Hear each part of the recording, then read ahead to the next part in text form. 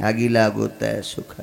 भारतीय युद्ध पहिलं झालं द्वापार युगात, उदाहरण क्रमांक 2. त्या युद्धासारखं युद्ध आतापर्यंत झालं नाही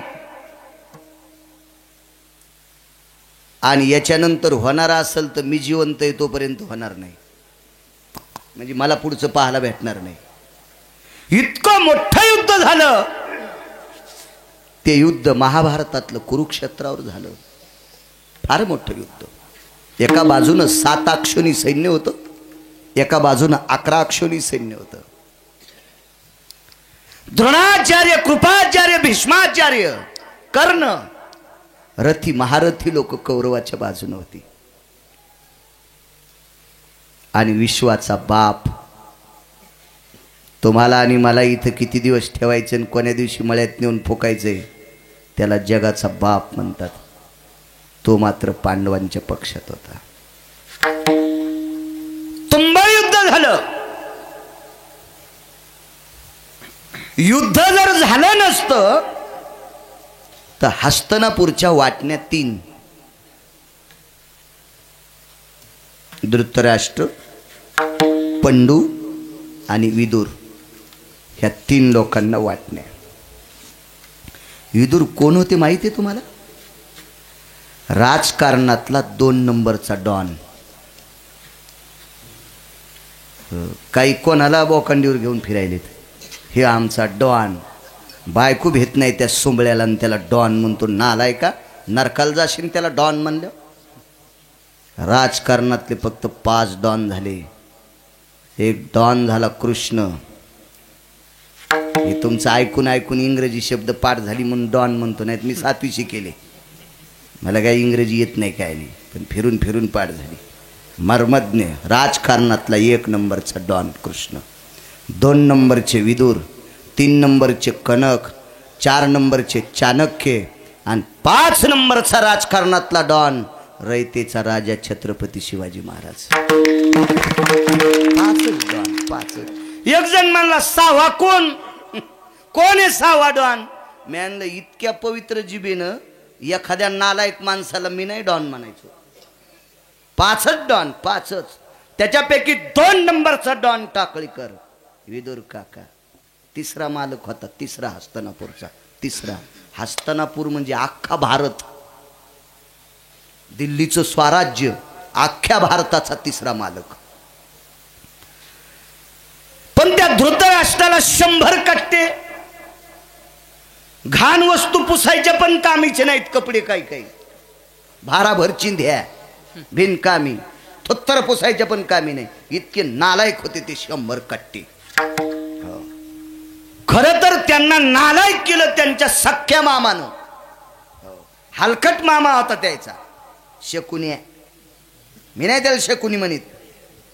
एक जण म्हणला शकुन्या काऊन म्हणता? म्हणलं तू आई आई ऐकतो, तुला काय इतका त्याचा पुळका सुटला? किती हलकट होता शकुन्या सांगू. सख्या बहिणीच्या पोरायला पत्ते खेळायला लावले. ते सोक्ती नावाचा खेळ आहे ना, हे लुडो. आता बलेत दलिंदर, हां याला कळालं, हे पटकन हो म्हणलं. कालचा अभंग नाही सांगायचास तू. बरा लुडो बोकांडीवर घेतलास तो. अभि विठाला विठाला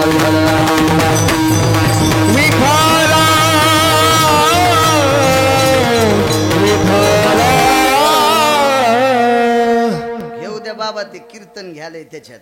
घेऊ द्या का, जाऊ द्या, घेऊ द्या, काय हरकत नाही. हौस बिचाऱ्याची. गाणे घेण्यापेक्षा कीर्तन घ्यायला तेच महत्वाचं आहे. हो, इतकं लहान असून कीर्तनात बसले आणि त्याचं कौतुक करावं. लय बसले असतील काही काही मोबाईल इचकीत उघडे चित्र पाहत, त्याच्यापेक्षा हे लय चांगलं आहे. विठाला विठाला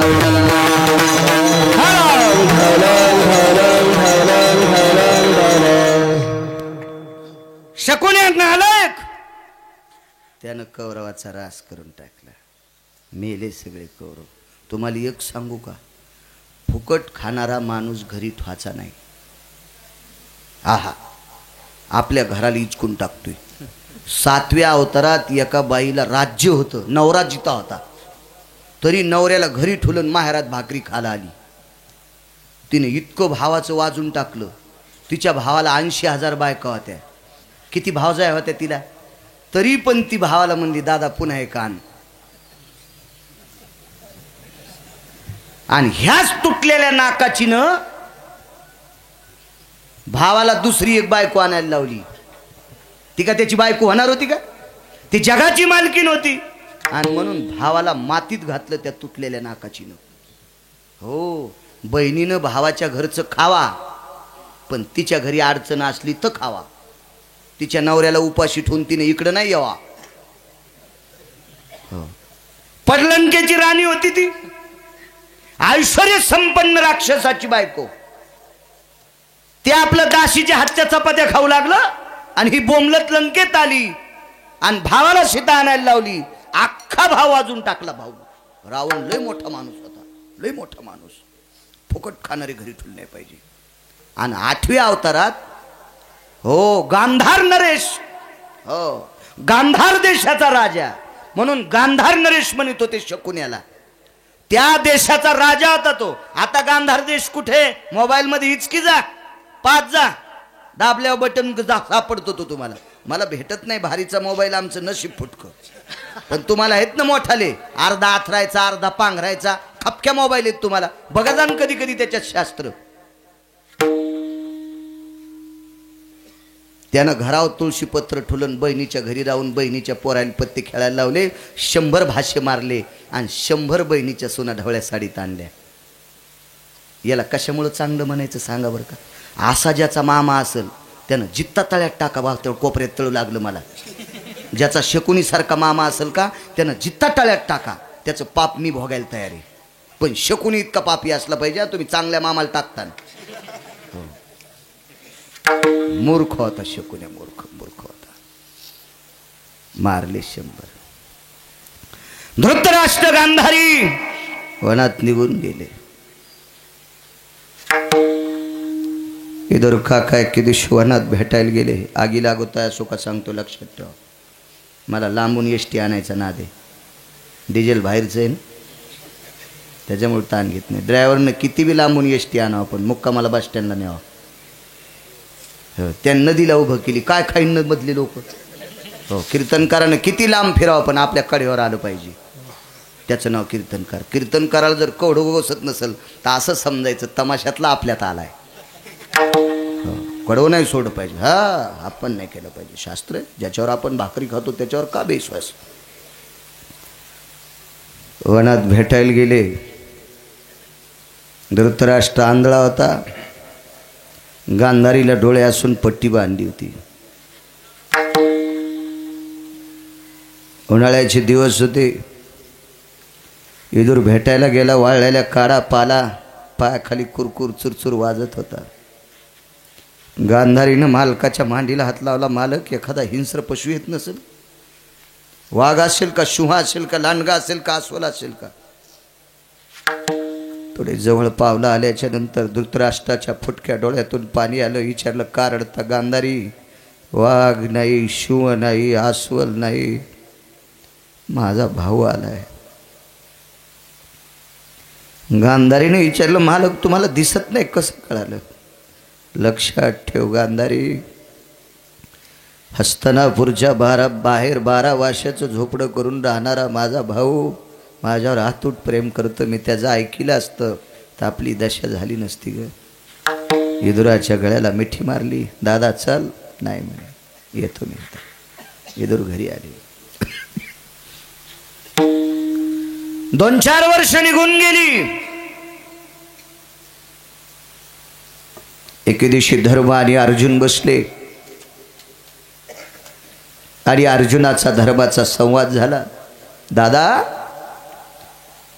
धृतराष्ट्र काकाची 100 मुलं मृत्यू पावली. आगी लागत आहे असो का? काकानी काकी वनात गेलेत. देह समर्पित केला. आता हस्तिनापूरचे मालक 2. आपले बाबा गेलेत पंडूराजा. त्यांचे 5 पोरं आपण आणि काका जिवंत आहेत. इदूर काका. अर्धा हस्तिनापूर त्यांना, अर्धा हस्तिनापूर आपल्याला. 1250 वाडे. इदूर काकाला 1250 वाडे.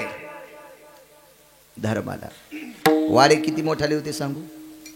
मी कधीच मंच सांगणार नाही. एका वाड्याच्या दरवाजाच्या चौकटीतून 22 हत्तीची कळवण जात होती. 22 हत्तीची. एक हत्ती नाही. एक हत्ती नाही, एक हत्ती नाही. कल्पना करा काय असतील ते. असे 1250 वाडे इदोर काकाच्या वाट्याला, 1250 वाडे पांडवांच्या वाट्याला. धर्म भीम अर्जुन नकुल सहदेव इदोर काकांच्या घरी गेले. काका, काकीनं पाहिलं, बाई युवराज आले वाटते. या राजन, या या. राजा हा राजा असतो. या नरा माझी राजा, तो विशेषी भूती जाण माझा. माऊली महावैष्णव ज्ञानोबाऱ्यांचं वाक्य. तो हस्तनापूरचा राजा. या राजे या. चुलती पुतण्याला आवाजाव बोलत होती. राजा होता तो राजा. ज्यानं त्यानं ज्या त्या व्यक्तीचा सन्मान केला पाहिजे. आम्हाला तलाठी आलो पिणार. तलाठी कळत ना तुम्हाला, 7-12 लिहिणार. इतकं पेत होतं ते. मला वाटतंय पाण्यापेक्षा जास्त तेच पेत होतं. नाव नाही घेत, कीर्तनात घेत जाऊन त्याचं नाव. इतकं प्यायचं. पण ते मला दिसल्यावर मी त्याला साहेब म्हणायचो. मला हे म्हणलं तुम्ही त्याला साहेब कस काय म्हणता. मी म्हणलं पिऊ दिनं, पण त्यानं सही केल्याशिवाय 7-12 चलत नाही. आपण त्याला कशाला नमस्कार केलाय? त्याच्या पदाला, त्याच्या शरीराला नाही केला. हा, म्हणून साहेब म्हणायचं. राजा आहे तो, अधिष्ठित राजा आहे. सात्विक, सदाचारी, सत्वशील राजा आहे. या राजन या या या या. मागच्या घरात काका होते. अहो ऐकलत का? अहो अहो ऐकलत का? स्वामी, ओ धनी, प्राणनाथा. बाई मालकाला शौक मध्ये ती बाई. असं म्हणणारी एखादी बाई तुमच्या गावात आहे का? काय होतं, इचुडस होतो का असं नवऱ्याला म्हणल्यावर? का भिताड अंगाव पडत?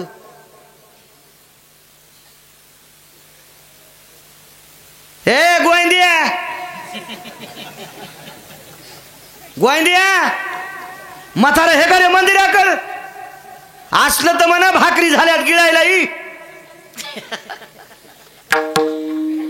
आणि त्याला म्हातारं म्हणाली. ही 20 वर्षाची आहे का? कशा असं देत बघा ना. ही आपली भाषा आहे, ही आपली भाषा. लग्न झाल्यावर 1-2 वर्ष जरा हिशोबाने बोलतात. वय व अहो ऐकलत का? चहाची वेळ झाली, मी तुम्हाला चहा करू का? मी म्हणलं नको करू. पेऊन आलो मी कीर्तनात लिटरभर. नको करू. लय गोड बोलतात 2-4 वर्ष. अहो अहो ऐकलत का? अहो ऐका ना. म्हणलं काय? दळून आणा.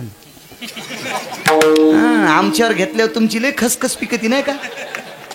तुम्हाला राग येईन म्हणून माझ्यावर घेतले, पण समजून घ्या कोणाचं सांगायला होतं. इतकी येडी बायको मला असल्यावर मी नसतो का महाराजाचा पुजारी झालो इथं. चढावली केलं असतं तिच्यानं. चल नाशिकला जय बम बम बोले. कशा बोलत आहेत बघा. हो, लग्न झाल्यावर बाई 4-2 वर्ष लय जीव लावती. देवटीहून आलं की हो तुम्ही थोडे बेचैन दिसाले, गरम पाणी करू का हातपाय धुवायला? नको. नाही, थोडं गरम पाणीच करते, थंडी वाढली, थोडंसं चांगलं फ्रेश व्हा बरं. नको ग. बरं दूध करू का? तुम्हाला ॲसिडिटी वाढली असेल, मी काळा चहा करते. काही वंगण पण नको पाजू, काहीच नको करू. लग्न झाले आणि एक पोरग झालं रे झालं. ए माझा डब्बा काय तुम्ही वेड्यावानी करता? तुम्हाला हात नाहीत का? मी पप्प्याला पाजायला लागले, तुम्ही तुमच्या हाताने पोळ्यान भाजी भरा निघा बरं. उघड डोक्याला टकटक करू जाऊ नका. 100% जीव लावणारी बायको 50% प्रेमाचा तुकडाच पडला. एक बब्या झाला की. आणि बब्याचं लग्न व्हा आणि बब्याला बब्या व्हा. म्हाताऱ्याच्या आणि कुत्र्याच्या भाकरी संगच.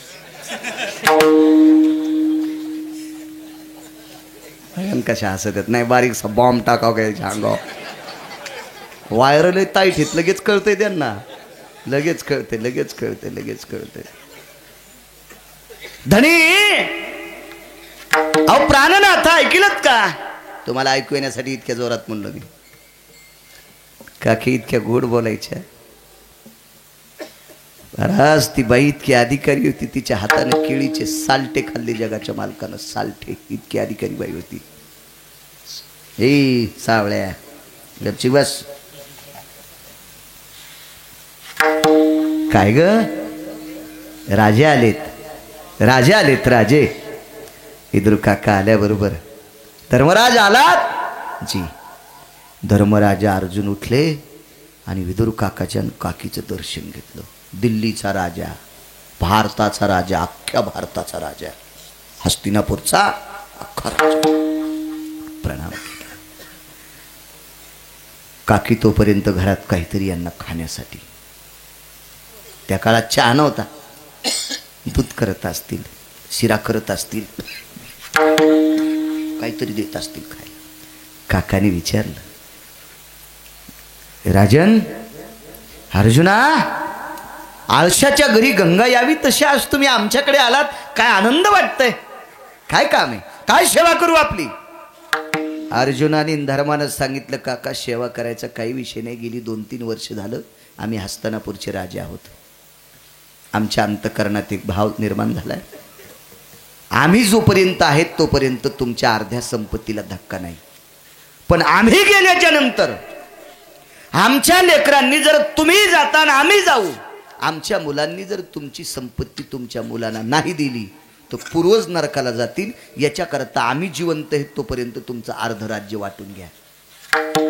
धर्माचं आणि अर्जुनाचं वाक्य ऐकल्याबरोबर विदुर काकाच्या डोळ्यातून पाणी आलं. आगी लागत आहे असो का.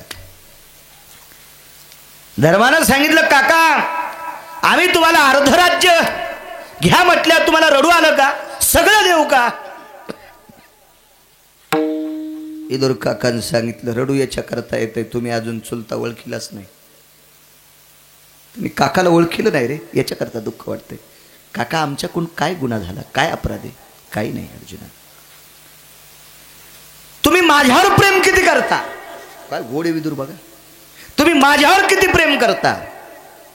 तर अर्जुनाने आणि धर्मानं, भीम नकुल सहदेव बोलत नव्हते दोघांच्या पुढं, अर्जुनानं आणि धर्मानं सांगितलं, भगवान कृष्ण परमात्म्यावर जितकं करतो तितकं प्रेम तुमच्यावर. पन्नू राजा आणि कुंती माता यांच्यावर जितकं प्रेम केलं तितकं तुमच्यावर करतो. टाळीच वाजली विदुर काकानं, टाळीच.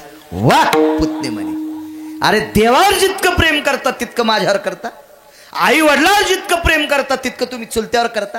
काय माझे पुतणे आहेत. वा काका, पण तुमचे 1250 वाडे वाटून घ्या, कोणी कोण घ्यायचे तर घ्या. काका म्हणले, माझं ऐका ना, ऐका, तुम्ही देवा इतकं माझ्यावर प्रेम करता ना. होय, तुमच्या मायबापाची शपथ आहे, कुंतीची आणि पंडूराजाची माद्रीची शपथ आहे, तुम्ही जर देवावर माझं इतकं प्रेम करत असाल, माझ्यावर प्रेम करत असाल, तर मी मागताल ते देताल का, मी मागताल ते देताल. धर्मराजानं हातात पाणी घेतलं आणि भोवतालून पाणी फिरलं असं स्वतःच्या शरीराच्या भोवताल. याचा अर्थ आमच्या ताब्यात जेवढं आहे तेवढं तुम्हाला. काकाने सांगितलं, असं काही मनान देऊ नका, मी मागतो ते द्या. मला हस्तिनापूरच्या बाजूला उत्तर दिशेला 12 वाशाचं झोपडं करून द्या. वासं कळते ना, फक्त धोत्रावाल्याला, मोठ्या माणसाला, जीनच्या पॅन्टीवाल्याने मुंडे हलवायच्यात नाही. तुम्हाला वाशे कळत नसतील, वाशे फक्त जुन्या माणसांना कळते. हो, वाशे 12 वाशाचं झोपडं करून द्या. धर्म काही बोलले नाही, पण अर्जुनाचा स्वभाव थोडासा रागीट होता, चंचल होता. का म्हणे, काका 1250 वाडे तुमच्या हिशाला असताना आम्ही जर तुम्हाला झोपड्यात ठेवलं तर महाराष्ट्रात नव्हे, भारतच नव्हे, पृथ्वीवर जेवढे देश आहेत या सर्व देशातली लोक आणि स्वर्गातले पितर आमच्या तोंडात. विदुर काकानं सांगितलं, लोकायला काय समजायचं ते ठरतील, स्वर्गातले पितर काय समजायचे ते ठरतील. तुम्ही शब्द काय दिलाय की आम्ही देवापेक्षा तुम्हाला मानतो, आई वडिलापेक्षा तुम्हाला मानतो. मग आई वडिलाची अधिक देवाची शपथ आहे तुम्हाला. मला मानता ना तुम्ही, मग मी मागतो ते देऊन टाका. ठीक आहे काका, तुम्हाला देऊन टाकलं झोपडं, पण सांगा ना आम्हाला लोक हसतील, कशामुळे झोपड्यात राहतात. आगी लागत आहे सुखाचं उत्तर या. हो, तर अर्जुनाने विचारलं, धर्मानं विचारलं, भीमानं विचारलं, आता नकुल सहदेवाने विचारलं. भीमाशा मोठी चोट दावीत होता. काय काका येडपटे, लोक आमच्या तोंडात माती टाकतील, अर्ध राज्य यांचं असताना झोपड्यात ठेवलं, हसतील आम्हाला माणसं, नाव ठेवतील आम्हाला माणसं. काकानं सांगितलं, पांडवांनो एक विचारतो, या हस्तिनापूरच्या गादीवर बसायच्या आधी तुम्ही पंढरपुरातल्या मालकाचं किती भजन करत होतात? धर्मानं सांगितलं, वनवासात पण.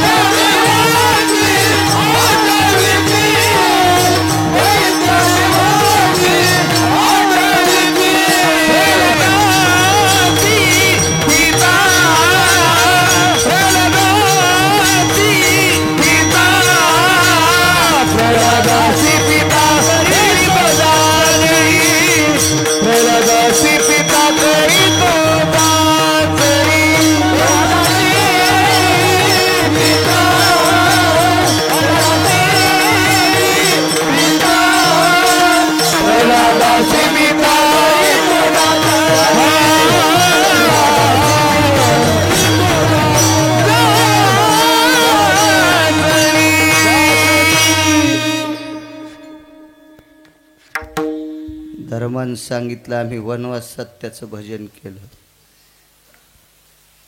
भीमसेन जी द्रौपदीला बोलून आण. द्रौपदी जी काकान बोलिले.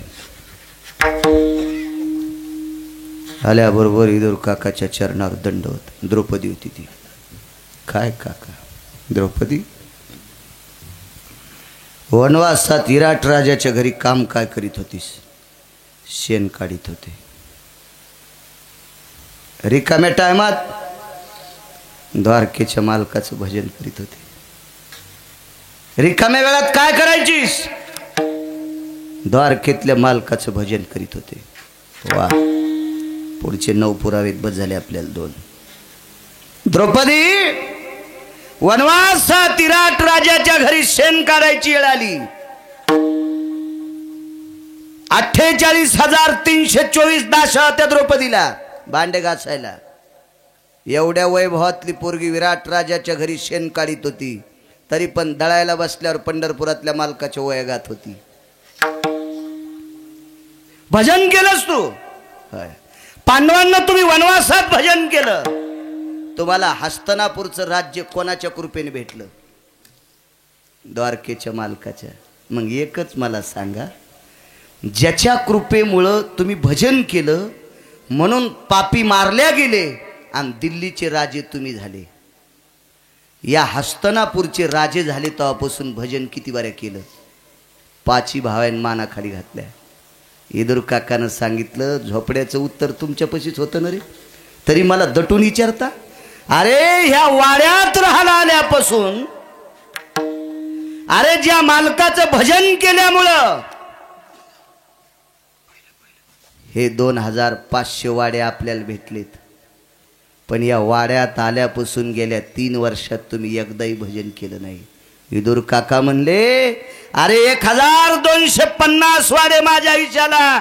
अरे या वाड्यात जर देवाचं नाव तोंडाला येत नसेल, काय करायचे वाडे? म्हणून झोपड्यात भजन करतोय.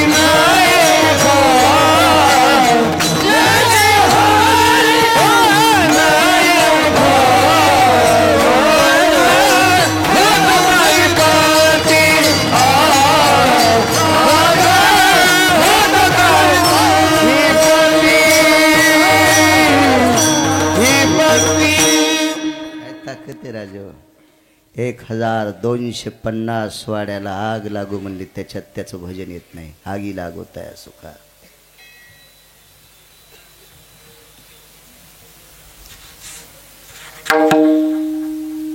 भरत भजन करू लागले नंदीग्रामाच्या ठिकाणी. भरत भगवान प्रभू रामचंद्राचे भाऊ भजन करू लागले. भजन भरत तसे संसारिक व्यक्ती. नंदीग्रामाच्या ठिकाणी सुंदरसा आश्रम, झाडाखाली एक पाषाणाची शिळा, त्या शिळेवर बसून अंगाला काव लावली आणि भरत भजन करू लागले. राजपुत्र होते, लालबुंद शरीर, तेजस्वी, चंद्राच्या शीतल प्रकाशाला लाजवील इतका तेजपुंज पुतळा भरत. भरत भजन करता करता वारं सुटलं आणि वाऱ्यानं मांडीवरची लंगोटी बाजूला गेली. लालबुंद मांडी दिसत होती, अरक्त मांडी. तारुण्यातला तेजस्वी पुतळा आणि त्या रस्त्याने एक सर्पिन चालली होती त्या झाडाखालून. त्या सर्पिणीच्या पाठीमागं तिची 8 पिल्लं होती. 8. आगी लागोताय सुखा. नियमानं 8ला भजन सुरू केले. 8:17 माझ्या गळ्यात येणं आलाय, पण सरकतो पुढं, ताण घेऊ नका. हो, नियमानं माझा टाईम संपला. आता जेवढं बोलल ती निवृत्ती बाबांची सेवा. तुमचा रोजदार संपलो. आता कोणी टकटक करायची नाही गावाकडे. 2 तास मग काम झालं.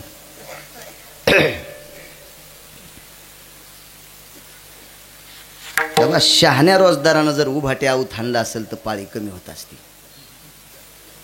तुम्हाला शेल्याहून माती पाहिजे, पाळी लय मोठी पाहिजे, कशी होईल? हा, 8 पिलं त्या सर्पिणीच्या सोबत. सन सन सन सन करी सर्पिन चालली. अशी मोठी सर्पिन होती. सकाळपासून खाला नाही सर्पिणीला काही, पिलायला सुद्धा काही नाही. शिकारीच्या शोधातच. त्या सर्पिणीला शिकारच नाही सापडली. माय म्हणली कोणाचं तोंड पाहिलं रे, शिकारच सापडलं. आमच्या शेजाऱ्यानं मांजर पाळली, तिचं नाव ठेवलं मैनी. मांजरीचं नाव मैनी. मी आपलं सकाळी फेटा उपरनं घेतलं, तेव्हा एसटीन कीर्तन करायचो. तेव्हा बुवा सोपान बुवा, आता नाही. एसटीन कीर्तन करायचं. निघालो कोपऱ्यावर, मला ती मैनी दिसल्यावर वरती रडू लागली. तर मी म्हणलं मैनी काऊन रडायली? मैनी म्हणजे मांजर बरं, तिचं नाव मैनी ठुलतं. मी म्हणलं मैनी काऊन रडायली? काय नाही म्हणली, 3 दिवस झालं ते तुमचा शेजारी आडवा चालला, तेव्हापासून मला उंदीरच भेटन. म्हणजे मांजराला काही माणसं आडवे गेल्यावर मांजरायला पण उंदर भेटत नाहीत. इतके काही काही माणसं हलकट येतो आणि ते मांजराला नाव ठेवतात. मांजर आडवं गेल्यावर काम होत नाही. अरे तू मांजराला आडवा गेल्यावर मांजराला उंदीर भेट ना, इतका तू हलकट येजन. तू काय मांजराला नाव ठेवतो? मांजरी आहे.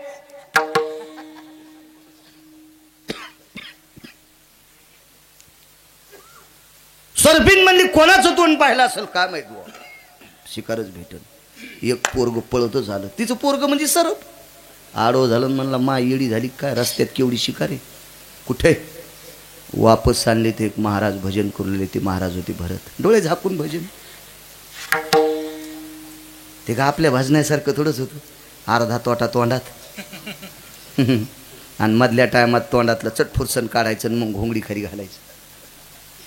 हो, परवाला एका ठिकाणी भागवत ऐकायला गेलो. भागवतकारांनी इंटरव्ह्यू केली. मला वाटलं आता ते लोकायला जाण्यासाठी इंटरव्ह्यू केली असेल. भागवतकारही खाली उतरले. म्हणलं आता कोणाला येत असते, ते धर्म थोडा सुटत असतो. ते स्टेजच्या मागं गेले आणि बिडी ओढू लागले. अर म्हणलं याचा आई नरक आणि याचा ऐकणाऱ्यालाही नरक. काय अर्थ आहे मला सांगा, किती नालायकपणाचं टोके. अहो, व्यसन विसरण्यासाठी परमार्थ आहे, वासना विसरण्यासाठी परमार्थ आहे. आणि तेच जर आपण बोकांडीवर घेत असेल तर आपला परमार्थ काय अर्थ आहे त्याला? भजन करणे उंगळवाने आणि नरका जाणे चुके ना. नालायकपणाचं शिखर येते, टोके. आईनं विचारलं कोण शिकार? डोळे झाकून महाराज भजन करायले. महाराज भजनात दंग आहे. आपण एकच काम करू, मांडी उघडी पडली, एक एक लचका हाणला तर 100-200 ग्रॅम महाराजाचं मांस तोंडात येते, दिवसभर काही खायचं काम नाही. आई जाग्यावरच थांबली. सरपीन होती ती सरपीन. ती म्हणली, पाप्यांनो मला शिकारच करायची नाही. का? तुम्ही या महाराजाचं मांस खायची इच्छा काऊन केली? ते म्हणलं, आई मांस तर खाल्लं नाही ना, फक्त खावा म्हणून इच्छा केली. आईनं सांगितलं, दुसऱ्याचं वाईट करायची ताकद जरी नसल पण वाईट व्हावा इतकं जरी म्हणलं तरी पाप बोकांडीवर बसत असते. मन संकल्पाचे पापे. त्याचं वाईट व्हावा इतकं जरी मनात आलं तरी पाप डोक्यावर बसलं. त्याच्या पोराला खाऊनच नोकरी लागली, पोटात डब्बा उठला की समजायचं नरकाला गेलाच बेट्या. कशामुळं पाप? आई आपण प्राणी आहेत. नाही, तुम्हाला हे पाप जर संपवायचं असेल तर एकच काम करा, भजन करून करून महाराजाला घाम आलाय, ह्या महाराजाचा घाम पुसा.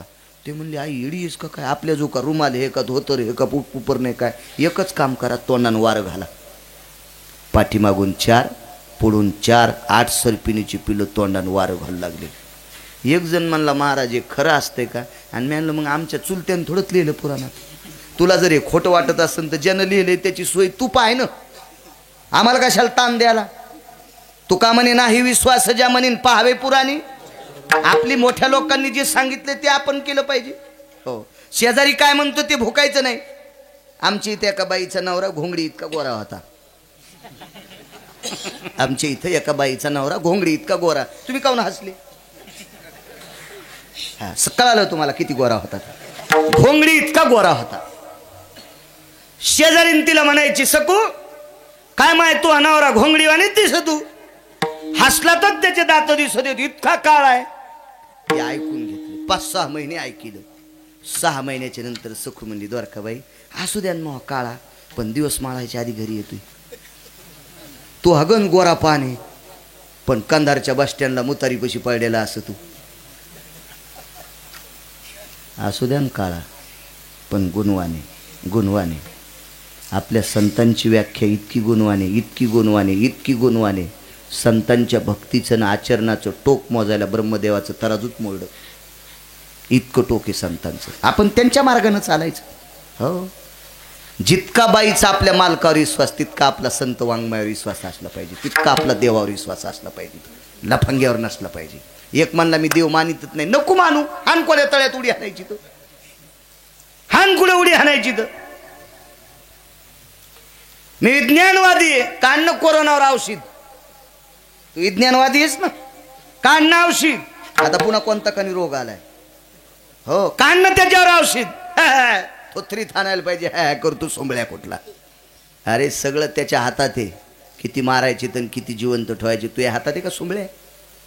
सगळी त्याच्या हातात. मानित नाही देवाला. एका श्रीमंत माणसाचं पोरग खाली पडलं. पैशावाल्याचं पोरग होतं. वाढदिवसाला धाब्यावर 100-200 माणसं जीव घालीत होतं. काय जीव घालीत असेल कळालं तुम्हाला? इथं कशाला सांगू कीर्तनात ते. मग त्याचे लय मित्र जमा झाले. त्याला अपघातात कंटेनरनं उडीलं ना, अपघात पडा, या रुपयासारखा तुकडा इतका डोक्याचा बाजूला पडला. त्याला सगळ्यांनी उचलून टाकळीकर दवाखान्यात नेलं. दवाखान्यात नेलं. त्याच्या बापाला फोन लावला. एकटंच पोरग होतं. 1200 कोटीची प्रॉपर्टी. 1200 कोटी कशाला म्हणते? हो, मी शेंगदाण्यालाच काजू म्हणून खात असतो. आपण कशाला इतक्या कोटीच्या याच्या नादी लागा? बैलनं खट्या नाव तू भट्या अशा नादात पडलं नाही पाहिजे माणसानं. उगं घाम येत असतो ना, कशाला ताण घ्यायचा तो? हो, 1200 कोटीची प्रॉपर्टी. पोरग चेन्नईला दवाखान्यात नेलं. 25 डॉक्टरची टीम. एका डॉक्टरला 25 आपलं 2-2 किलो सोनं सुटकेसमध्ये. 24 डॉक्टरनं 48 किलो झालं ना. 24 दोन्ही 49-50 2च किलो राहिले. आता 25 डॉक्टर अशी खुर्ची होती. लंगडा असं माझ्यासारखं पण मथार होतं. त्याला लोटीत नेऊ लागले. साहेब हे 2 किलो सोनं. हे सोनं आमची वर्षाची कमाई नाही. 2 वर्ष 2 किलो सोनं. म्हणले मधल्या 24 लोकायला 2 किलो दिले आणि तुम्हाला 2 किलो. मला 1200 कोटीची प्रॉपर्टी टपर इकल्यावर तितकी येते. बँक बॅलेन्स जमीन जुमला यागळा. मग किती असेल बघा. रावणाला ओव्हरटेक केलं तर त्यानं. इतका श्रीमंत माणूस. एकच साहेब पुन्हा 3 किलो देतो पण पोरग मारू नका. खुर्चीत बसलेल्या डॉक्टरनं स्वतःचा रुमाल काढा आणि पोराच्या बापाचे डोळे पुसले. दादा किमान 150 देशातून आव्हाड आणले. डॉक्टर किती विद्वान असेल कल्पना करा. ब्रेन तज्ज्ञ होता, डोक्याचा तज्ज्ञ डॉक्टर. 150 देशानं त्याचा सत्कार केलेला, सन्मान केलेला. एवढा मोठा डॉक्टर टाकळीकर. त्यानं पोराच्या बापाचे डोळे पुसले आणि सांगितलं, दादा मी भगवान शिवशंकराचा पांडुरंगाचा उपासक आहे, भगवान शिवजीचा भगवान पांडुरंगाचा उपासक आहे. मला एकटाच मुलगा आहे. मी देवाची शपथ घेऊन सांगतो, तुझ्या मुलाचं ऑपरेशन करत असताना मी माझ्या मुलाचं करायलो असं समजितो. जेवढी बुद्धी देवानं दिली तितकी मी पणाला लावतो. पण लक्षात ठेव दादा, वाचवायचा का मारायचा त्याच्या हातात आहे. आता विज्ञान कोण्या चुलीत गेलं, मानावं लागेल का नाही. इथं सगळ्या शक्ती हात टेकत्यात, तिथं ती शक्ती सुरू होत असते देवाची. मानावंच लागेल, मानावंच लागेल, मानावंच लागेल. वारं घातल्याच्या नंतर भरताच्या लक्षात आलं ऊन आहे, पण घाम कोण पुसतंय. डोळे उघडून पाहिले तर मागं 4 पुढं 4 काळे ठिक्कर सर्प आहेत. आई बाजूला बसलेली. कोण आपण? मी सर्पिणी. बाई हे कोण? माझी मुलं आहेत. काय यांना कामाला लावलं असतं? महाराज माझ्या मुलानं तुमचं मांस खायची इच्छा केली, पाप लागलं, त्या पापातून मुक्त होण्यासाठी तुम्हाला वारं घालते. असू दे बाई, भोगवादी जीवन नको. मी भोगाचा त्याग करून इथं आलोय. बाई मी राजा दशरथाचा पुत्र आहे, राजा भरत. माझ्या आईनं मला अयोध्येचं राज्य मिळण्यासाठी रामप्रभूला वनाला पाठविले आणि मला अयोध्येचं राज्य भोगण्यासाठी सांगितलंय. पण हे सर्पिन माय, मी त्या अयोध्येचा त्याग केला आणि इथं येऊन भजन करीत बसलो. का त्याग केला? भरतानी जर अयोध्येचं राज्य भोगलं असतं तर एका तिळा इतकं सुद्धा पाप लागणार नव्हतं. का? कारण आईनं वरदानात प्राप्त केलेलं राज्य होतं. राजा दशरथानं वरदानात देऊन टाकलेलं राज्य होतं. भरताला एक तिळा इतकं सुद्धा पाप नव्हतं. असं कोण सांगितली? सर्पिन. एक जण म्हणला सर्पिन बोलती काय? म्हणलं ती तू चुलती थोडीच होती. ती सर्पिनही एका अधिकारी व्यक्तीची पत्नी, पण एक कर्म चुकल्यामुळे सर्पिन झालती. आता कोण होती ते घरी गेल्यावर पाहणं. सगळं सांगायला मी गुत्त थोडंच घेतलं. हा ते तुम्ही घरी गेल्यावर पाहणं. बघा जाण, कधी कधी वाची जाण शास्त्र, चांगलं होईल तुमचं. सर्पिने विचारलं, भरत महाराज आपण राजा दशरथाचे सूर्यवंशातल्या राजाचे पुत्र? होय. मग अंगाला काव लावून एवढी मोठी निष्ठावंत पत्नी तुम्हाला असताना तिचा तुम्ही त्याग केला आणि इथं आलात?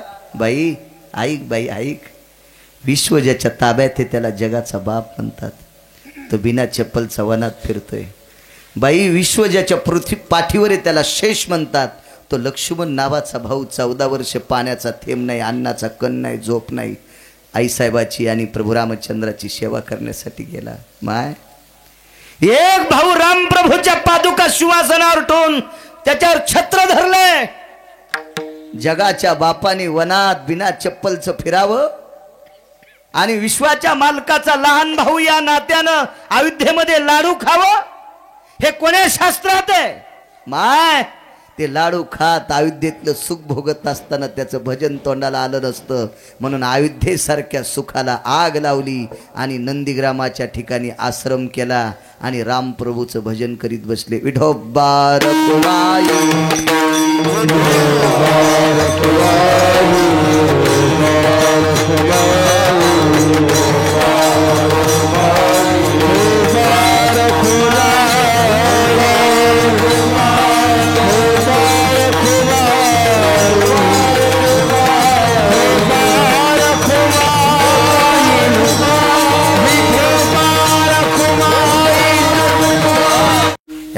महाभिनियम तासाची बैल नंबर 1 असावा, 5 शेवटिलेली असावा, आऊत माऱ्यात असावा, येठण बी नंबर 1 असावा, इळफर उभाट्या पाळे हाणा. उभा राहिलं की बैल बसायला 5 मुंडलेली आणि येठणाला गाठी.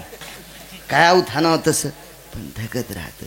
कमी किराणा असल्यावर जिला भजे चांगले करता येतात का तिला सुगरण म्हणता येते. हा चांगलं वाजलं दादा तुम्ही, छान. विठाला विठाला विठाला.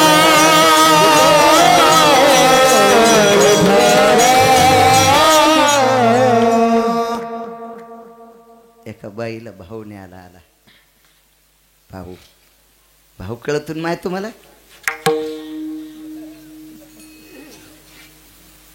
तेव्हा माहेरातलं नाव काढलं या पवित्र देशातल्या स्त्रीचं अंतकरण भरून येते. माहेरातलं फार आवडते. माहेर खूप आवडते. तुम्हाला एक सांगू का टाकळीकर, हेवा पोरगी बंगल्यात राहत असेल सोन्याच्या आणि भाऊ झोपड्यात राहत असेल तरी पण ती त्याला भाऊच म्हणते. भारताची संस्कृती. तिला दिवाळीला जावंच वाटते. दीपवाळीच्या सणा लेकी आसावली. आवड आहे या देशातल्या स्त्रीकडे. ते मर्म टाकलंय. तिला माहेर आवडतंय. माझ्या लहानपणी एक कविता होती. मला चांगलं काव्य आवडतं बरं. चांगलं गाणं पण आवडतंय मला. करती कथा गाती सकाळच्या काल्याच्या कीर्तनात सांगितले. म्हणजे चांगल्या गाण्याला सुद्धा किंमत असते. हो, काही कायच्या भजनाला पण किंमत नाही. इतके काही कायचे नालायक भजन. एका गावाला गेलो म्हणले फलाण्या भजन करायला आल्या, तुम्ही ऐकता का? म्हणलं मग जेवण राहिलं, जेवता जेवता ऐकतो. आणि लगेच त्यांचं भजन सुरू झालं. पार्वती पार्वती महादेव संन्यासीन कसा झाला गणपती. मग तो तोंडातून दुधन पोळीच बाहेर आली. अरे म्हणलं तुकाराम महाराजाची चुलती आली, चला तिच्या पाया पडायला जाऊ द्या. असं भजन असतंय का? इथं मातीत जाईल पण तुम्ही ऐकणारे पण मातीत जाताल. काल्याचं कीर्तन चालू रे आसाराम. तू वातास का नव्हता काय माहित त्या दिवशी. भगवान गोपीच्या घरी गेले बरं का. आणि काय त्या गोपीच्या घरून परत आले बरं का. यशोदेने विचारलं कृष्णा तू का परत आला रे? आई मी गोपीच्या घरी गेलो पण गोपी घरीच नव्हती. लगेच एक जणानं प्रमाण म्हणलं. गवळणीच्या घरी गेलो गवळण नव्हती घरी. गवळणीच्या घरी गेलो गवळण नव्हती घरी. अरे मी म्हणलं तो फोन लावून जाच. फोन नव्हता तुझ्या गवळणीला. नालाय का असले प्रमाण असतात का? फालतूपणाचं टोक येते.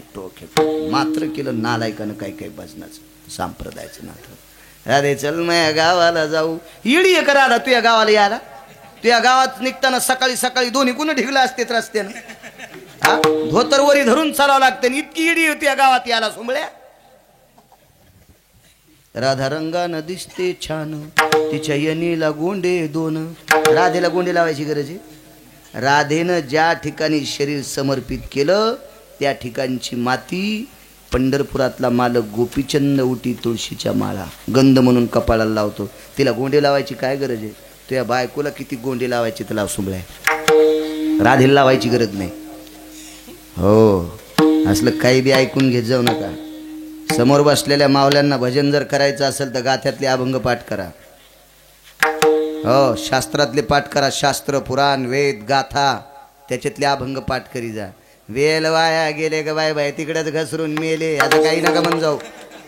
हो अंगाव मंदिर पडन एखादीशी असं काही म्हणताल. भजन ते मंगळवाणी भजन ते मंगळवाणी भजन ते मंगळवाणी भजन ते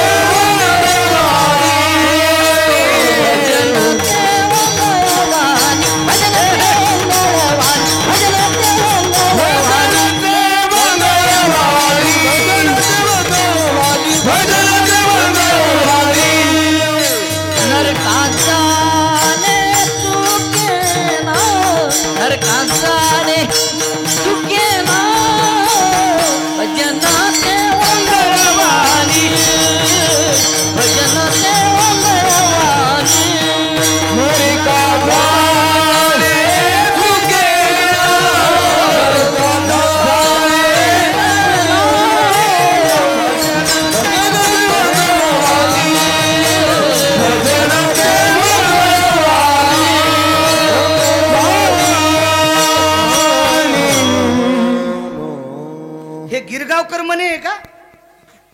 हे महाराजांचं वाक्य. नरका जाणे चुकेना म्हणणाऱ्याचं बी आणि त्याचं ऐकणाऱ्याचं बी. तुम्हाला एक सांगू का? चोरी करणाऱ्यापेक्षा चोराला घरात ठेवणारा अर्धा चोर असतो. दुसऱ्याचा नालायकपणा जे झाकतात का ते अर्धे नालायक असतात. ए बा चूक कधीच झाकली नाही पाहिजे. एका बाईनं मला दूध घ्यायला बोललं, मी घेत नाही दूध. त्या बाईला म्हणलं माय मी काय बोक्या नाही, मला नाही दूध जमत. नाही म्हणे महाराज तुम्हाला मै शपथ घ्यावंच लागल. मी म्हणलं मरायची सप्त्यात. त्या दोघा तिघायला म्हणलं चला होत्या बाईच्या घरी, चुका झाकायच्या नाही. हो हा संप्रदाय इतका गोड आहे. या भारतीय संस्कृतीमध्ये, वैदिक संस्कृतीमध्ये नालायकांचे अपराध झाकायचे नाही. हो त्या बाईनं आम्हाला घरी बोललं, महाराज आलेत म्हणून दारात रांगोळ काढली आणि नेमकं त्या रांगोळीवर एका कुत्र्यानं संडास केली. ती बाई शेजाऱ्याला भांडू लागली, हे सखूबाई तू या कुत्र्याने तर संडास केली. सखूबाई लय दाड होती, तिनं जित्ती सासू आडात ढकलली होती. ती हिला मोजी ती का? आमची इथली सांगायला, इथली नाही. हो ती म्हणली ह्या रांगोळीवर कुत्र हागले मान्य, पण मह्याच कुत्र्यानं संडास केली त्याच्यावर नाव आहे का? काढ तू. गेली सखी तिकडे. आता हिने विचार केला माय महाराज आल्या म्हणते काय गदळबाई. तिनं त्याच्यावर माती टाकली आणि लग्नातला 22,000चा गालीच्या मला बसायला बैठकीत टाकला. आता माती दिसल्यामुळं मी हे शेतकरी माणूस, मला काय वाटलं माती पायाला मस्त लागती म्हणून मी दोन्ही पाय त्याच्यावर दिले. पण मधी गेल्यावर जरा माती गार लागली. अरे म्हणलं जरा गार लागली मग कशाला पुसली. बाईनं जर मातीत घाण झाकली नसती तर मला घाण दिसली असती, मी लांबून गेलो असतो. घाण झाकल्यामुळं 22,000चा गालीच्या भरला. या चुका झाकायच्या नाही. हो एका बाईचं पोरग कीर्तनाला गेलो, चांगला बूट घेऊन आलं. पोराची माय म्हणली, मग बापाला म्हणजे ऐका ना, होय होय पहा ना आपला बघा किती हुशार आहे, 1,500चा बूट आणला कीर्तनातून. कायच बघा हुशार आहे बाई, आता तुम्ही बाहेर जाताना हेच घाली जा. पहा ना 1,500चा बूट आहे. यावर्षी पावसानं सगळी पिकाची नासाडी झाली, 1,500चा बूट आणलाय.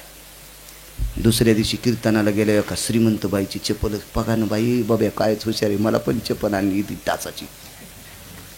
बाब्या मोठं झाल्यावर ATMच फोल्ड. बब्याची माय, बब्याचा बापन, बब्या हरसुल्ला. हो तिथल्याने विचारलं बाई तुमची काही इच्छा आहे? काय नाही म्हणले, मला एकदा बाळू महाराजाला फोन लावून द्या. जेलरनं फोन लावून द्याला. जेलर ओळखीचा होता माय. म्हणले बोला बाळू महाराजाला. मी म्हणलं काय बाई? काही नाही, बब्या मी बब्याचा बाप जेलात येतं. कायच बब्यानं केलं? म्हणलं बब्यानं ट्रॅक्टरचं मुंडकं तुझ्या अंगावर घालायला पाहिजे होतं. तेव्हा बुटाडा आणले तेव्हा तुला बरं वाटलं. या चुका झाकल्या की असं घराने येत असते. चुका झाकायच्या नाही, परमार्थात चुका झाकायच्यात नाही. हो चुकीचा परमार्थ करणारी माणसं कधीच आणायची नाही. अख्ख्या गावाला पाप फेडावं लागते त्याचं, अख्ख्या गावाला. हो योग असा आला, पोरीला न्यायला भाऊ आला, हेच चाललं होतं. आता एवढाच पुरावा, माफ करा. मग बी दुखतन बरं आहे का नाही? तुम्ही माणसं येत मी हाल्या गेल्या थोडाच मग दुखतन आहे का नाही? गोड वाटायले. 12 वाजता सरपंच जमा करावून देवा बाळ्या फुकून.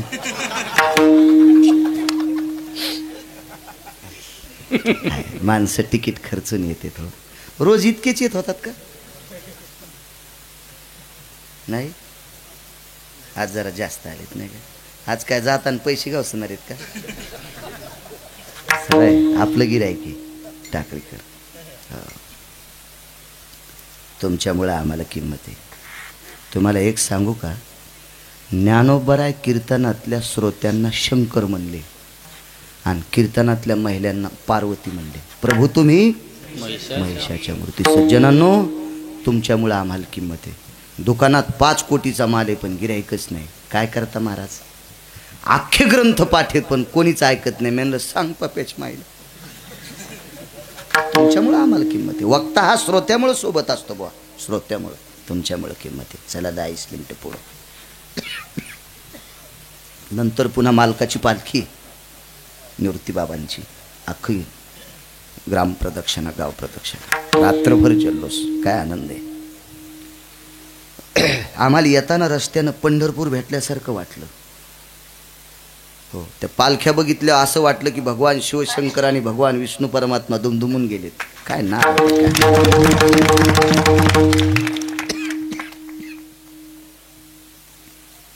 मुलीला नेण्यासाठी भाऊ आला. दारात घोडे बांधले दोन. आवाज दिला, ताई. त्या घरची बाई बाहेर आली. बाहेर काय झोपडे होते 2-3. ते का बंगला का काय, झोपड्यातून बाहेर आली. सकाळच्या सूर्याच्या प्रकाशाच्या 9-9:30 वाजता साजूकशा तेजस्वी प्रकाशात चेहरा बघितला ताई म्हणणाऱ्याचा. तो चेहरा होता सुनबाईच्या चेहऱ्यासारखा.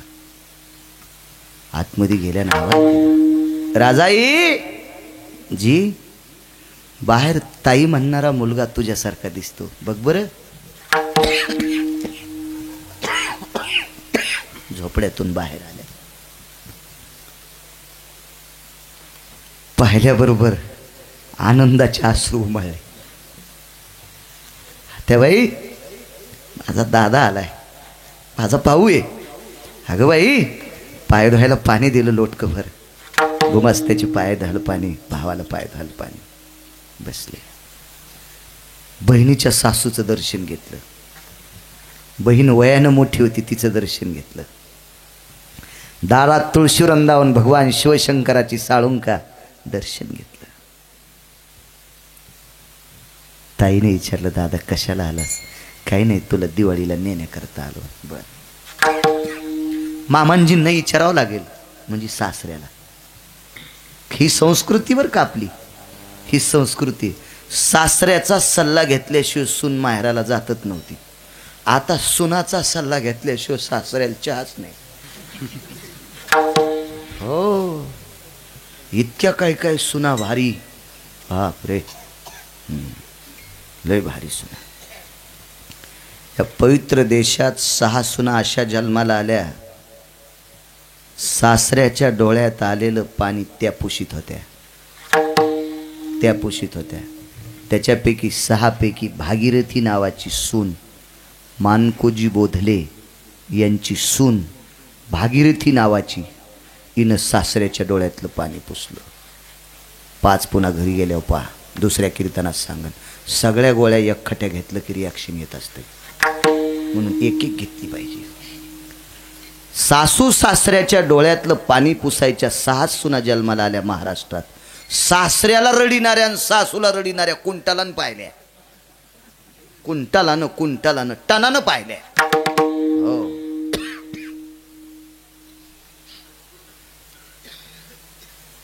आत्याबाई, मामांजीला निरोप पाठवायचा. आले. बिदरच्या बादशाचं भांडार सांभाळीत होते, मंगळवेढ्याचं. राजाईचे सासरे दामू शेट्टी. आगी लागोत आहे असो का, शेवटचा पुरावा. दामू शेट्टी आले, रामराम केला. आलात होय. बहिणीच्या सासऱ्याला साष्टांग दंडवत. दिवाळीला न्यायला आलात ताईला, 10 दिवसाकरता घेऊन जा. काय आनंद त्या भावाला. ताई आपल्या इथे दिवाळीला आली. अख्खा दिवस गेला, अख्खा दिवस. अख्ख्या दिवसभरात पाण्याच्या शिवाय भावाला काहीच देऊ शकली नाही. कारण खालत नव्हतं घरात, काहीच नव्हतं घरात. घोडे 3 होते. मागच्या घोड्यावर एक गुमास्ता, पुढच्या घोड्यावर एक गुमास्ता, मधल्या घोड्यावर भाऊ, भावाच्या पाठीमागं बहीण बसली. बिदरला निघालं घोडं. मुक्काम दर मुक्काम करीत करीत निघाले. मुक्काम पडल्याच्या नंतर संध्याकाळची वेळ. सकाळी स्नान केलं पहाटेच वाहत्या पाण्याला. अंधारात रस्त्यात कपडे बदलायचे ना, अंधारात स्नान केलं बाईनं. काय संस्कृती आहे देशाची. एका झाडाखाली बसले. पुढं वडील सरदार होते बिदरच्या बादशाचे. रस्त्यात एक श्रीमंत व्यक्ती भेटला. कोण? बिदरच्या बादशाच्या सरदाराचा मुलगा आहे. पंचपक्वान्नाचं जेवण. काय कमी होती ती? जेवण झाल्यावर दुपारची विश्रांती करण्यासाठी बसले. गाव जवळ आलतं. बेदर. बहिणीनं भावाला जवळ बोलिलं आणि गुमास्त्याला जवळ बोलिलं. दोघा जणांना सांगितलं, बापू तुम्हाला मी काही म्हणत नाही, पण दादा मी तुला किती आवडते. भावान बहिणीला सांगितलं, ताई माझ्या प्राणापेक्षा जास्त आवडतीस. दादा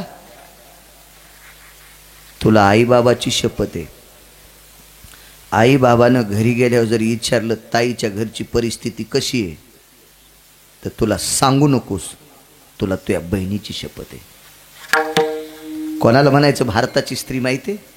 आपल्या घरचं मोठेपण जगभर सांगती आणि आपल्या घरची फजिती दाबून ठेवती. ही पवित्र स्त्री या देशाची आहे, इतकी पवित्र स्त्री या देशाची. आपलं भिकारपण चव्हाट्यावर मांडित नाही, आपलं दारिद्र्य लोकांच्या पुढे आपटीत नाही.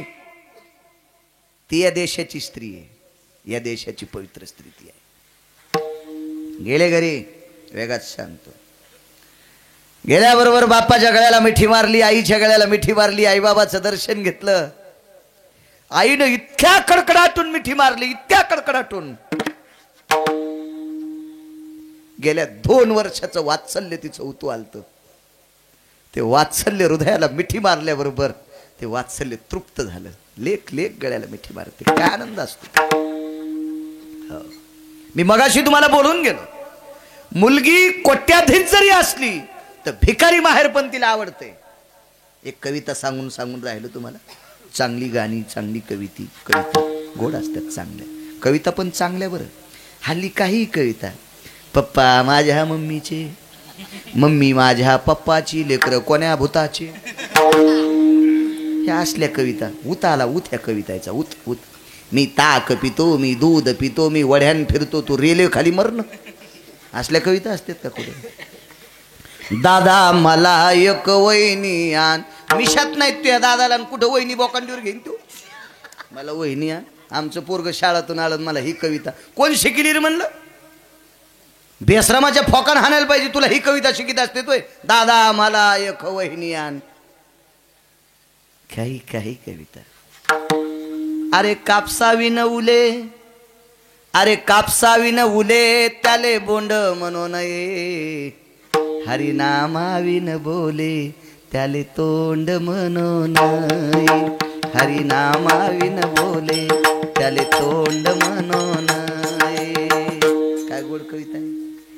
दुधावर आली बुरी, तिले साय म्हणू नये. निजवी ते भूके पोटी, तिले माय म्हणू नये. तिले माय म्हणू नये, तिले माय म्हणू नये.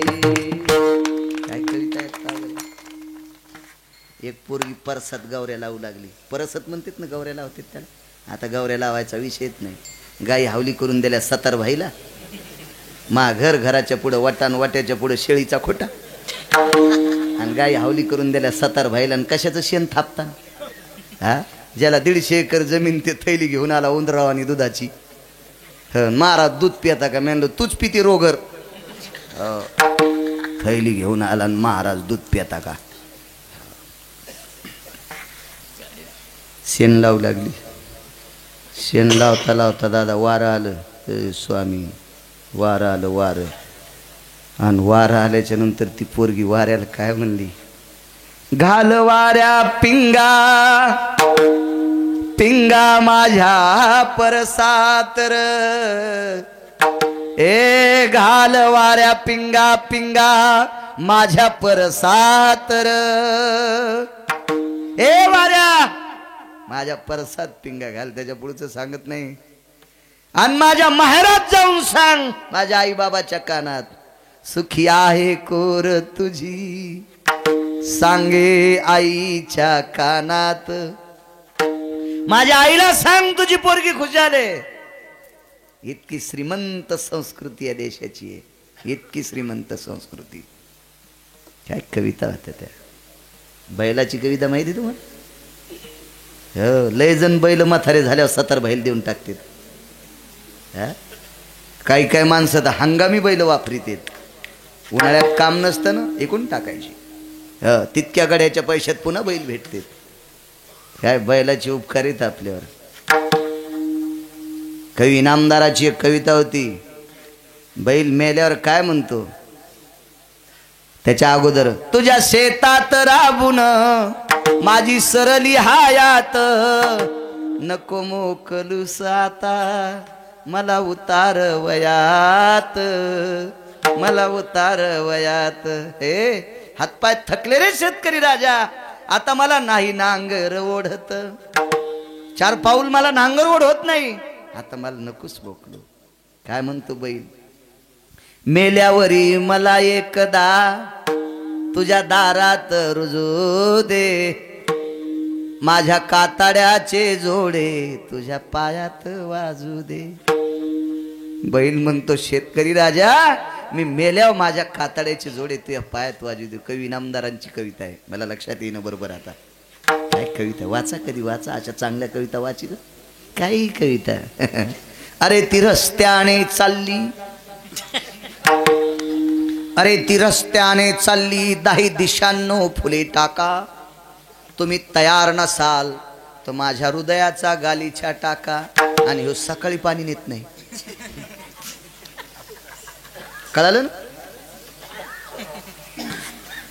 आणि त्याची कविता तुम्ही म्हणायची, किती नालायकपण आहे. काय गोड कविता, काय कवी काव्य.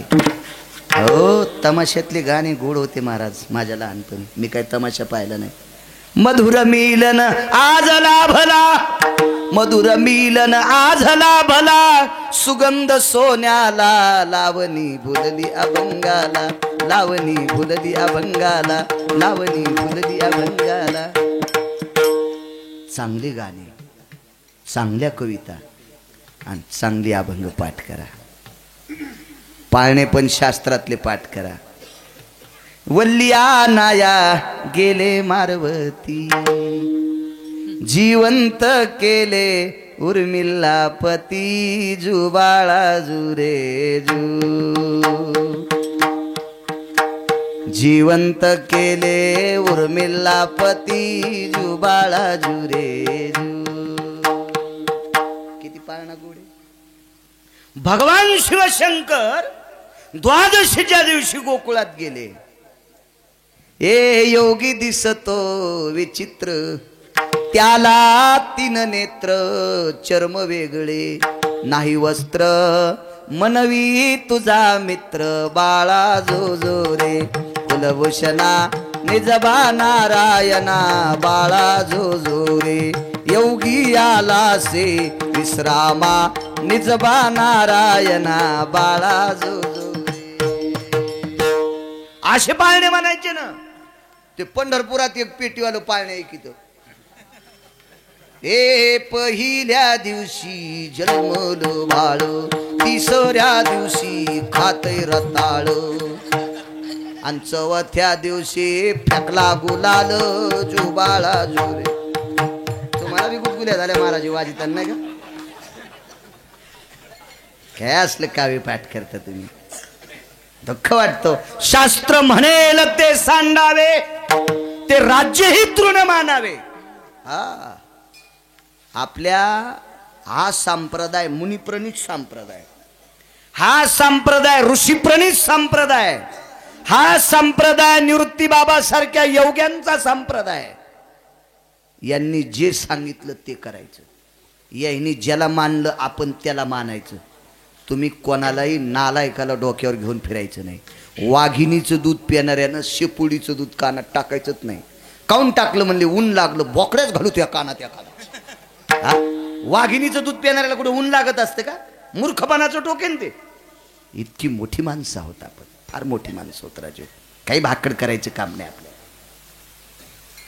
गेले घरी, काय आनंद त्या आईला. तळील्यावरील्या एकची पक्वानी, काय श्रीमंत सरदार. संध्याकाळी राजहंसाच्या पंखाची गादी. किती वाजले रे आसरुबा. अरे बापरे 10 बजते. हे माणसं सांगत नाहीत आपल्याला आवर म्हणून. हो हे आपल्याला आवरायच्या मागे येतं. एवढा पुरावा पूर्ण करू आपण. राजहंसाच्या पंखाची गादी होती.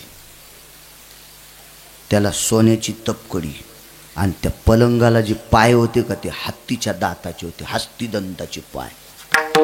आपल्याला परमिशन नाही बरं. हत्तीच्या दाताचे पायाचा पलंग जर घरात गवसला तर सगळ्याला खडी फोडावं लागेल आरसूला. हो, आपल्यात ताकद नाही, नाही तर ती मग शासनाच्या खजिनखान्यातून विकत घ्यावं लागते. तसं धकते. नाही तर कुठं हत्ती मारला कहा मारला, हे आगाऊच काम आहे ना. शासनाचं काम म्हणजे आग्या मोहळाच्या माश्या. ज्यानं धुपण आणलं त्याला कांदा काढू देते आणि मधात महाराज भेटला की त्याला डसत. असं काम असतं शासनाचं. हो, आपण ते आगावपणा कशाला घ्यायचं आगाव.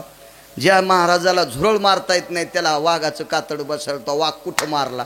अरे कोणी मारला? मला गवसलं, मी बसायला घेतलं, तू मला कशाला? चोराला सोडून दिलं, संन्याशालाच हातकडे अडकवायच्या. असं काम असतं ना कधी कधी. आहे कधी कधी आपल्या शासनाचे कायदे गोड येतं. हो, गोड आहे, गोड आहेत, गोड आहे. वाघिणीचं दूध तुम्ही का पिलं का?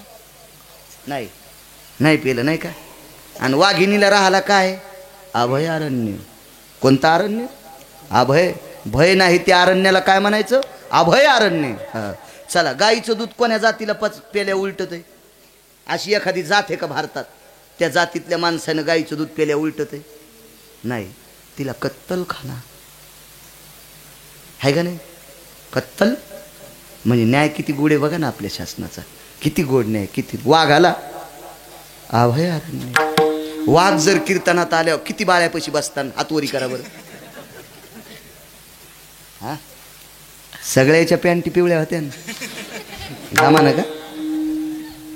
आहे कधी कधी असते. चला, ते वंदे मानायचं असते. राजा बोलेंदल आले, विरोधात जायचं नाही न्याय व्यवस्थेच्या. चला, काय असेल ते. राजहंसाच्या पंखाची गादी. पाण्याचा पेला भरून ठेवला, फुलपात्र झाकून. रात्री 1 वाजता पोरगी उठली, भिंतीला टेकन देऊन डोळे लावले, तशीच भीत खाली जमिनीवर झोपली. रात्री 1 वाजता आई उठली, पोरगी गादीच्या खाली. बघता बघता 2-4 दिवस निघून गेले. एके दिवशी वडील जवळ बसले. मधला विषय सोडून द्या, वेगात बोलतो. दार लावलं आणि मुलीला विचारलं, ताई तुला पलंगावर झोप का येत नाही? ने दादा मला कळतच नाही, झोपीत मी आरबळते आणि खाली कवाशी येऊन बसते आणि खाली कवा झोप लागते मला कळतच नाही. खरं बोलत होती का? नाही, खोटं बोलला. वडिलाच्या लक्षात आलं. मुलाला जवळ बोललं, हे बाळा इकडे रे. काय बाबा? आपल्या ताईच्या घरचा वाडा किती मोठा आहे, किती खणाची जोडणी आहे, किती मजली माडी आहे. ते म्हणलं, बाबा मला राजानं बोलिले, मी आत्ता जाऊन येतो. राजानं बोललेच नव्हतं. त्याला माहिती आहे खरं बोललं की बहीण मेल्याचं पाप लागते. बहिणीनं काय सांगितलं होतं? तुला मेलेली ऐकशील, तू जर वडिलाला काही सांगशील तर. निघून गेला. राहिले कोण? 2 गुम असते. ते बिचारे भाकरीचे कानकोंडे होते. आतमध्ये बोलिलं, दार लावलं, सांगा तुम्हाला मी किती आवडतो. म्हणले, देवा इतका. मग मी तुमच्यावर लेकरा इतकं प्रेम करतो, तुम्हाला माझी शपथ आहे. आमच्या जावायची परिस्थिती कशी आहे? ते म्हणले, आमच्या तोंडातून ऐकूच नका, आम्हाला पाण्याशिवाय काहीच नाही भेटलं. चला म्हणले, वा बाहेर. इतकंच पाच होतं फक्त. दार लावलं आणि पोरील जवळ घेतलं. बाप होता तो बाप. हे बा, मायबापाचं लेकरावर किती प्रेम होते असते, त्याला मायबापालाच कळत असते. हृदयाशी धरली पोरगी, पाठ थापटीने सांगितलं, राजाई तुमचा संसार सुखाचा व्हावा याच्याकरता मुसलमानाचा सरदार झालो. पुरी इमानदारीनं काम केलं आणि इमानदारीनं केलेल्या कामाची पोच पावती. 5.25 क्विंटल सोन्याचा पलंग बिदरच्या बादशाहाने मुसलमानानं राजाईच्या वडिलाला सप्रेम भेट द्याला. सप्रेम भेट द्याला. इतके इमानदारीनं काम करीत होते माणसं. हो, माणसाच्या नीतिमत्ता चांगल्या होत्या राजांच्या काळात. अरे काळ्या रात्री चमकत होतं जिच्या रूपाचं ऊन. अरे काळ्या रात्री चमकत होतं जिच्या रूपाचं ऊन. अशी देखणी होती एका मुस्लिमाची सून. अरे तिला पाहुनी आज आई म्हणाला. अरे तिला पाहुनी आई म्हणाला, राजा तो सिलवान. आनंदाने नांदत होती हिंदू मुसलमान. आनंदाने नांदत होती हिंदू मुसलमान. अमावस्याच्या रात्री जिचा प्रकाश पडतो त्या मुसलमानाच्या पोरीला आई म्हणाला राजा, रयतेचा राजा छत्रपती शिवाजी महाराज. कविभंगांची कविता.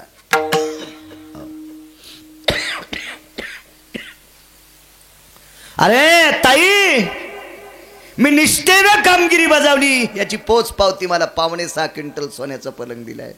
ताई, गेली 2.5 वर्ष झालं या पलंगाला पाय लावला नाही. कशा करता मला माहिती आहे, माझी तू पोरगी आहेस ग. या पलंगावर माझ्या मुलीने आराम करावा याच्याकरता जशाला तसा बांधून ठेवता. तू काल आलीस दीपावलीला म्हणून या महालात टाकलाय. जाताना हा पलंग मी तुला बांधून देणार आहे. या पलंगावर का झोपत नाहीस याचं मला कारण सांग. तिनं बापाचे डोळे पुसले आणि सांगितलं, बाबा, दादानं जरी नाही सांगितलं तर गुमास्त्यानं सांगितलं, फक्त पाणीच प्यायला भेटलं. बाबा, खरं सांगू, माझ्या घरी पोटभर खाला भाकरी नाहीत. आम्ही दर 3 दिवसाला पोटभर जेवत होतो. दर 2 दिवस अर्ध्या पोटानं राहतो आणि 3ऱ्या दिवशी पोटभर कण्या पेत होत. खात नव्हतो. खातेत कण्या कोणत्या घट्ट, त्या पातळ होत्या म्हणून आम्ही पेत होतो. इतकी परिस्थिती नाजूक आहे. बाबा, माझ्या मालकाने चुकलेली एक पोरगी घरी आणली. तिचं नाव जनाबाई. तिला आथरायला काही नव्हतं म्हणून माझी पांघरायची वाकळ तिला देऊन टाकली. बाबा, अर्धी वाकळ मी आथरते आणि अर्धी पांघरते. बाबा, कधी पाऊस जर आला ना, आमच्या घरात पाणी साचतंय. केळीवरी नारळी, घर चंद्रमोळी, घरात चांदण्याचा प्रकाश, घरात पाणी. आम्ही रात्र रात्र दगडावर बसून काढतो. बाप ऐकत असताना डोळे रडत नव्हते. अंतकरणाला पान लागले इतके वेदना होते. ताई, ही परिस्थिती, ताई तुझी ही परिस्थिती. बाबा ऐका, मी याच्याही पलीकडची कठीण भिकार पण भोगायला तयार आहे, पण आम्हाला दुःखच वाटत नाही. का? त्या घरात 14 लोक देवाचं भजन करतात. 3 टाईम आमच्या झोपड्यात भजन होते. बाबा, हा 5.6 क्विंटल सोन्याचा पलंग आहे. हिरे माणिकाची कोंदण केलेला महाल आहे. पण गेल्या 6 दिवसात एकही दिवस टाळ वाजला नाही. म्हणून या सोन्याच्या पलंगाला आगी लागो तया सुखा. आग लागो ह्या पलंगाला. इथं आम्हाला भजन ऐकायला भेटत नाही. आगी लागो तया सुखा, जेने हरी नाही मुखा. ज्ञानेश्वर माऊली, ज्ञानराज माऊली,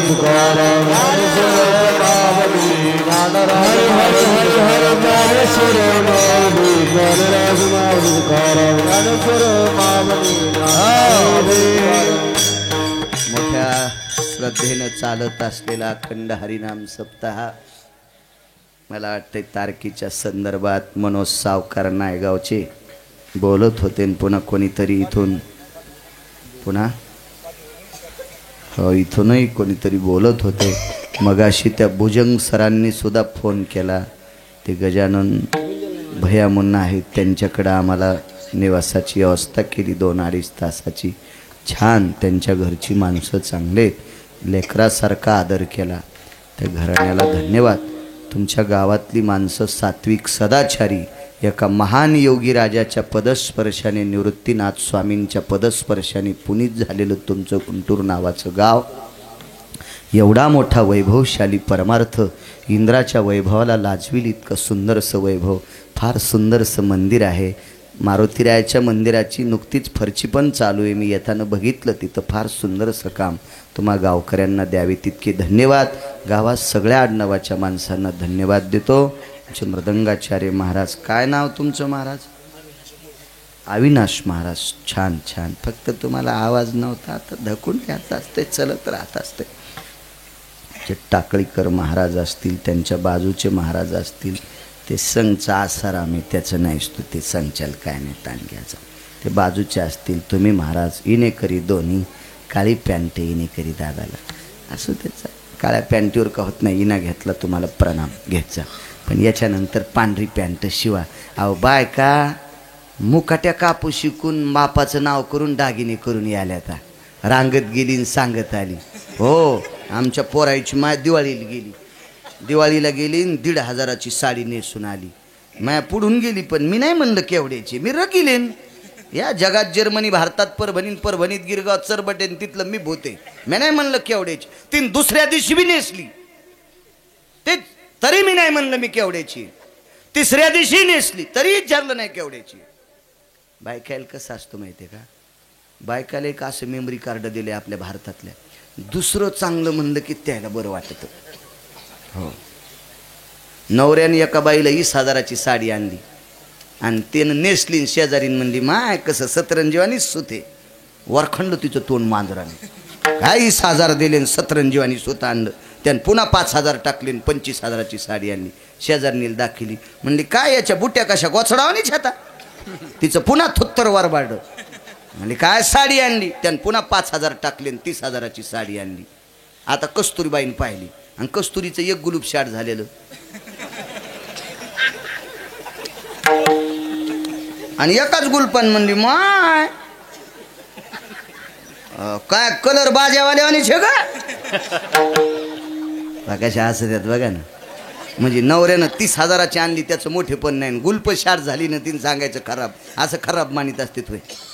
हो, आमच्या घरच्याला आनंद होत नाही मी केवढ्याची म्हणलंच नाही. एका दिवशी असं 13वीच्या कीर्तनाला गेलो, घरी जेवायला गेलो. म्हणलं मला जेवायचं या धोळा का. आणि म्हणलं मग कवा खात असते. मग ते वाढ मला जेवायला काय नाही, पोळ्या सकाळच्या वाढ्या. गॅस पेटीलाच नाही, लगेच भाजी केली. हरभऱ्याची भाजी चुरगाळली, त्याच्यावर भुरकीन जरसं तेल टाकलं. म्हणलं मी का संक्रीत गाय आहे का रे. नाही इतका नाही इचकाल्याला बाजार मग फक्त तुमचं सांगायला ध्यानात ठेवा. हिशोबात माझं आमच्यावर घेतलं की तुम्हाला मस्त आनंद वाटतो. उकळाच येतो बघेन. साडीची घडी अशी कोपऱ्यात होती. म्हणलं काय साडी खाशी ग. माझ्या भावानं घेतली. म्हणलं 1,500ची. बाई तुम्हाला कसं काय माहिती आहे. आणि म्हणलं मी का सनेशी काय, मला साडीचा भाव कसा कळत नाही. 1 रुपया पण कमी नाही. 1,500 म्हणजे 1,500च घेतले दुकानदारानं. म्हणजे इकडं भाऊ मी अशी पाहता असं केलं. म्हणलं 150 तुझ्या भावाचे त्याच्यात 1350 आपलेच येतो. बाईन तुम्ही कहा दिले. आणि म्हणलं भागवताच्या डाळी इकलेले पैसे. पण आम्ही दोघंच होतो ना, पुन्हा कोण नव्हतं. तेरी चूप आणि मेरी चूप. मला म्हणली तुम्हाला कसं कळालं. म्हणलं वास घेतला तेव्हा डाळीसारखा आलता. हो कशा असं त्यात बघा लगेच कळत. इकून पैसे नाही त्यानं. माझ्या भावानं साडी घेतली. तो भाऊ ऊस तोडायला गेला त्यालाच मिळ नाही, तुला का साडी घेईल. हो असा नाद असतो ना. लगेच कळत. असो मोठ्या श्रद्धेनं चालत असलेला अखंड हरिनाम सप्ताह मनोज सावकार बोलत होते. त्यांनाही धन्यवाद. लांब आहे त्यांचं गाव, त्यांना येता नाही आलं. रयतेचे राजा छत्रपती शिवाजी महाराजांचा पुतळा अर्धाकृती आहे तुमच्याकडं. फार छान. अधिष्ठान दैवत निवृत्तीनाथ स्वामी योगीराजांच्या चरणी साष्टांग प्रणिपात. ग्रामदैवत मारुतीरायाच्या चरणी प्रणिपात. जेवढी काही मंदिरे आहेत या परिसरातला येती योगी जपी तपी संन्यासी अनुरागी सर्व परमार्थ